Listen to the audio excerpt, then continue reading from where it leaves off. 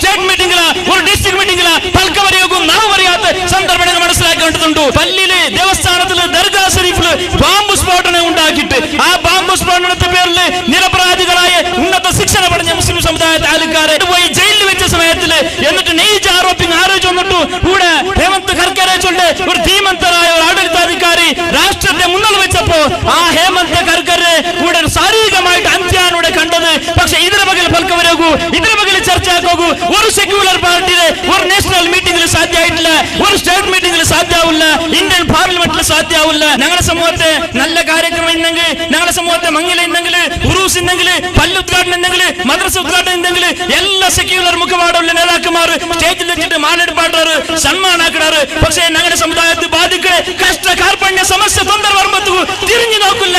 ഇത് ഞങ്ങൾ മനസ്സിലാക്കണു, ഇത് ഞങ്ങൾ അർത്ഥാക്കണു. അതുകൊണ്ട് ഞങ്ങളുടെ സമൂഹത്തിന് ഉറൂസുക്ക് വന്നില്ലെങ്കിൽ ആവൂ, അല്ലെ പല്ലുദ്ഘാടനം വന്നില്ലെങ്കിൽ ആവൂ. പക്ഷെ പല്ലിക്ക് കല്ലെറിഞ്ഞപ്പോ ഇങ്ങ പറഞ്ഞു, പല്ലിക്ക് പന്നിയിറച്ചെറിഞ്ഞപ്പോ ഇങ്ങ പറഞ്ഞു, ആ പല്ലി പൊളിക്കുമ്പോൾ ഇങ്ങ പറഞ്ഞു, മുസ്ലിമീങ്ങളെ ഹംസാഹത്യ ചെയ്യുമ്പോൾ ഇങ്ങ പറഞ്ഞു. എന്തുകൊണ്ട് ഇങ്ങ പണ്ടില്ല ബോംബ് സ്ഫോടനം നടത്തേങ്ങ, ബാബരി മസ്ജിദ് ധ്വംസാക്കേങ്ങ.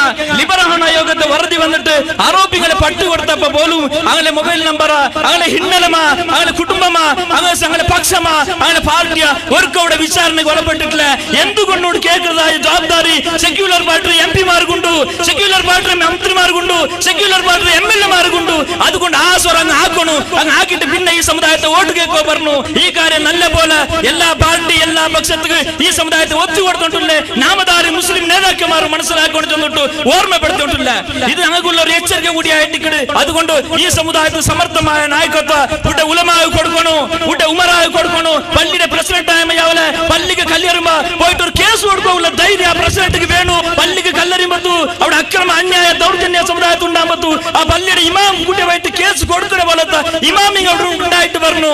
അതാണ് ഈ സമുദായത്തിന്റെ ആവശ്യമുള്ളത്. ന്യായത്തിനായിട്ട് ഹോറാട്ടാക്കുന്ന സന്ദർഭത്തിൽ ഇരിഞ്ഞിട്ട് ഹോറാട്ടായിട്ട് യഥാർത്ഥ മുഅ്മിന് ആ പാരമ്പര്യമായിട്ട് സ്വഹാബത്തിന്റെ പാരമ്പര്യ, ആ പാരമ്പര്യമായിട്ട് അമ്പിയാക്കളുടെ പാരമ്പര്യ, ആ പാരമ്പര്യമായിട്ട് ഇന്ത്യൻ സ്വാതന്ത്ര്യ പോരാട്ടത്തിൽ ഷഹീദ് മില്ലത്ത് ടിപ്പു സുൽത്താൻ റഹ്മത്തുള്ളാഹി അലൈഹി കാട്ടി തന്നത്, വെല്ലങ്കോട് ഉമർ ഖാലി റഹ്മത്തുള്ളാഹി അലൈഹി കാട്ടി തന്നത്, അതുപോലെ ജഗ്ദി മഖ്ദൂം റഹ്മത്തുള്ളാഹി അലൈഹി തങ്ങൾ കാട്ടി തന്നത്, കുഞ്ഞാലി മലക്കാർ കാട്ടി തന്നത്, മലപ്പുറം ശ്രോതാക്കൾ കാട്ടി തന്നത്, ഇതെല്ലാം രാഷ്ട്ര സ്വാതന്ത്ര്യത്തിന് വേണ്ടി അങ്ങ് ജിഹാദാക്കി അങ്ങ് ഹോറാട്ടാക്കിയിട്ട് ഈ ദേശത്ത് സ്വാതന്ത്ര്യം എടുത്തിട്ട് കണ്ടെങ്കിൽ ഇണ്ട് ആ സ്വാതന്ത്ര്യത്തെ ഹോറാട്ടാക്കിയ ആ സമുദായത്തെ ആൾക്കാർ ഇന്ത്യയുടെ ജീവിക്കോ സാധ്യമില്ലാത്ത പരിസ്ഥിതി നിർമ്മാണമാക്കിക്കൊണ്ടുള്ളാറ്. എവിടെ ഒരു പള്ളി കെട്ടണമെങ്കിൽ, എവിടെ ഒരു മദ്രസ കെട്ടണമെങ്കിൽ അത് അധികൃതമായ കാനൂണിന്റെ ചൗക്കട്ടിൽ എല്ലാ രേഖയും ശരിയാക്കേണ്ടി കണ്ടെങ്കിൽ പോലും പിന്നെ ഏതെങ്കിലും ഒരു സംഘപരിവാരുടെ അനുമതി കൂടി വേണം. അത് DC പാസ്സാക്കാനുണ്ട് കണ്ടെങ്കിൽ ഇങ്ങനെയുള്ള ഒരു അവസ്ഥ കണ്ടു പോയിട്ടില്ലേ.